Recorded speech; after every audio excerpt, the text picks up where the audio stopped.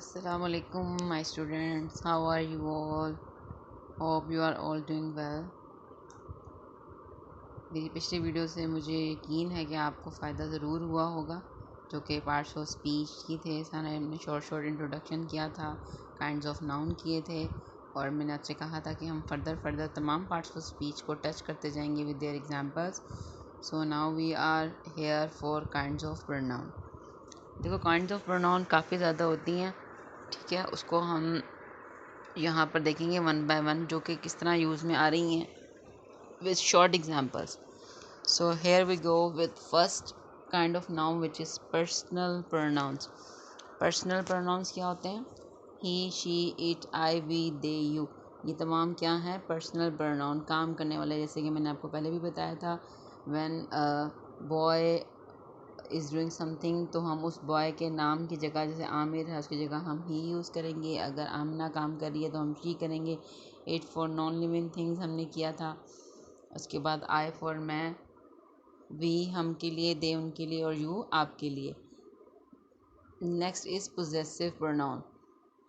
He, his, she के बाद her, it का इट्स, आई का my, we our, they their, you your.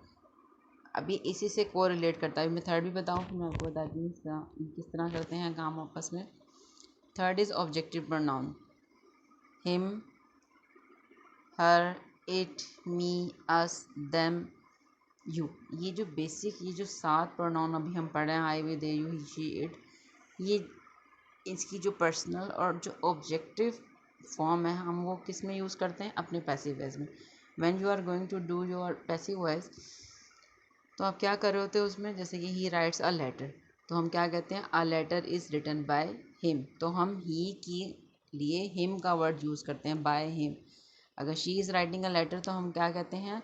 A letter is being written by हर।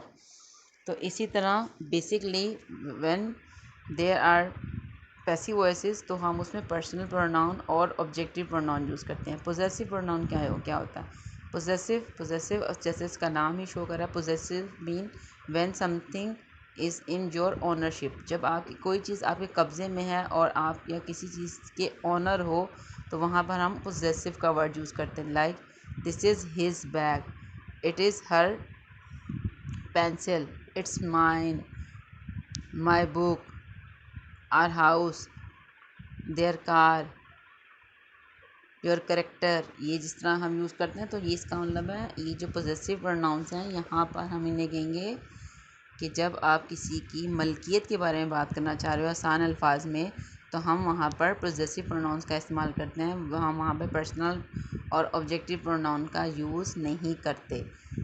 जो basic use है personal pronouns का और ऑब्जेक्टिव प्रोनाउंस का, वो कहाँ पर है? हमारे पैसिव वॉइस के अंदर। यहाँ पर देखो, मैंने रेड में एक नोट भी लिखा हुआ है, personal and objective pronouns both are used in passive voices. अभी मैंने आपको कुछ एग्जांपल्स भी वर्बली बताई हैं।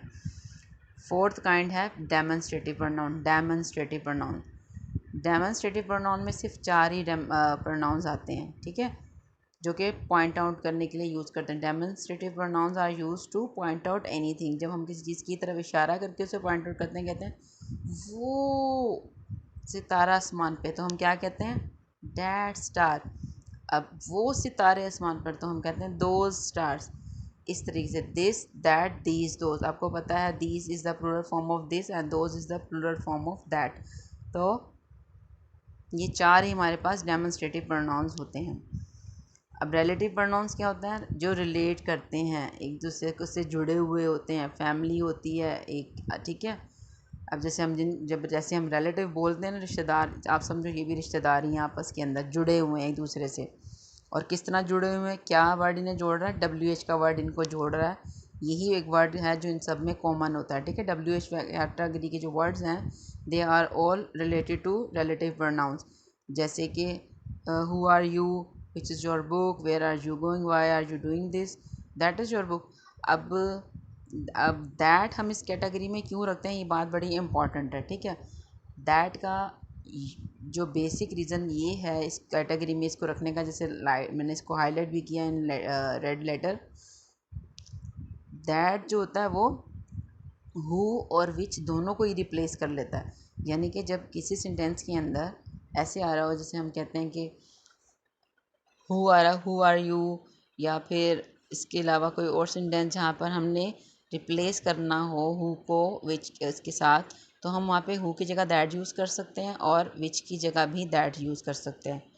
जैसे मैं कहती हूँ he is the boy who stole my book, तो यहाँ पर he is the boy that stole my book, ये बिल्कुल ठीक, यानी कि इस तरह हम इसे रिप्लेस कर सकते हैं। अब डिफरेंस क्या है इन दोनों के अंदर, हु और विच के अंदर? Who is use for living things and which is use for non living thing. ठीक है, when you are talking about any living things, तो आपने वहाँ पर हु यूज़ करना है, आप वहाँ पे विच यूज़ नहीं कर सकते। And when you are going to talk about any non living thing, you have to use over there which. लेकिन अगर हमारे पास किसी सेंटेंस में ऑब्जेक्टिव फॉर्म में आ जाता है और वहाँ पर हमारे पास ऑप्शन होती है, लाइक मैं कहती हूँ this is the pen dash I bought yesterday, तो अब यहाँ पर मेरे पास ऑप्शन में विच नहीं आ रहा और उसकी जगह दैट ऑप्शन में दिया हुआ है, तो हम क्या करते हैं उस विच को उधर वहाँ पर हम दैट यूज़ कर लेते हैं। लेकिन अगर विच और दैट दोनों इकट्ठे आ रहे हैं तो फिर हम वहाँ पर विच को यूज़ करेंगे, दैट को यूज़ नहीं करेंगे। दैट का इस कैटेगरी में दैट को रखने का मकसद ही सिर्फ ये है कि that is replacing both who and which. लेकिन जब हु और विच है उसका अलग अलग, वो एक दूसरे को रिप्लेस नहीं कर सकते। होप सो कि आपको ये पॉइंट समझ में आ गया होगा। Then is reflexive pronouns. Reflexive pronouns, reflexive pronouns क्या है? All words which end with self और self, self like myself, yourself, selves ज़्यादा like themselves, ourselves, हम आर सेल्फ नहीं बोलते, दैम सेल्फ नहीं बोलते। For plural selves and for singular self, myself, yourself, you have to do your work yourself, I will do my homework myself। इस तरीके से sentences आते हैं रिफ्लेक्सिव प्रोनाउंस के। Then is indefinite pronouns. Indefinite pronouns क्या है? We use these pronouns in a sentence when a noun is not specified. जब हमें नाउन का पता ही ना हो कि नाउन कौन है इस सेंटेंस के अंदर, तो हम वहाँ पर क्या यूज़ करते हैं? Indefinite pronoun. जैसे कि nobody is there in the room, अब नोबडी जो है वो इंडेफिनिट प्रोनाउन है क्योंकि हमारे पास यहाँ पर कोई स्पेसिफिक नाउन नहीं है, इसलिए हमने यहाँ पर नोबडी यूज़ कर दिया। जैसे हम कहते हैं एनीबडी इज़ हेयर, ऐसे बोलते हैं ना एनीबडी इज़ हेयर, तो वहाँ पर भी हमारे पास नाउन स्पेसिफाई नहीं होता, नहीं हमें पता होता clear is there any noun over here और नॉट, देन इसीलिए हम वहाँ पर इस तरह के वर्ड जो हैं वो यूज़ कर सकते हैं। ईच है, एनीथिंग है, एवरीबडी है, ये जिन छोटी छोटी वर्ड्स में एग्जांपल दी हैं। Then eight kind is reciprocal pronoun. Reciprocal pronouns क्या होते हैं? They talk about mutual relationships, mutual आपस के जो रिलेशनशिप होते हैं इनके बारे में बात करते हैं। दो ही तरह के रिलेशनशिप होते हैं, या तो दो लोगों का होता है या दो से ज़्यादा लोगों का होता है, इससे ज़्यादा तो कोई रिलेशन नहीं होता। When you are going to you, इनके लिए वर्ड कौन से यूज़ करते हैं? Each other and one N other.